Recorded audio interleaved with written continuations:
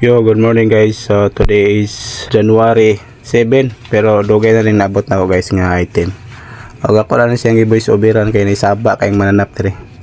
So kini guys kay isa ka wifi nga prepaid lang. So pwede ni siya i-connect sa computer. Kung na kay computer, pwede ni siya i-connect kini nga kuan nga wifi modem. Sa dito lang ni siya guys, dili open line. Pero kusog ng iyang signal.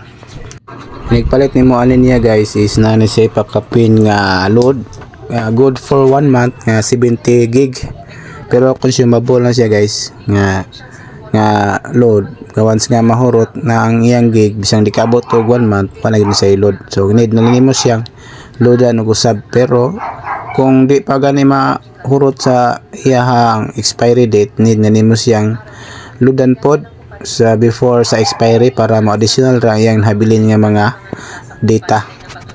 Na siya pakapin nga SIM card nga pang prepaid wifi og ato ni siyang gi-unbox karon para masuwayan na to ni. Actually niabot ni siya kuan guys, wala pa yung New Year.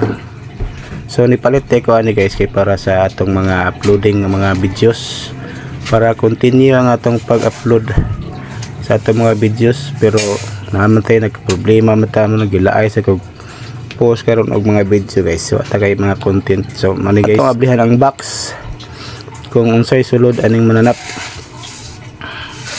Muna yung karton, wa may mga yupi noon, okay ra siya ang iyahang karton. So naglibog pagkuan ni kung saan kung pagtangtang.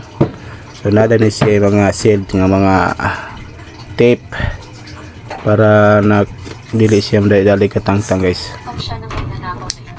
So mga ni guys, abli na guys. So mga ni atong unang makita ang iyahang kaning manual kini nga nakasulat diri ang tanang mga detalye para sa iyahang operational kuan.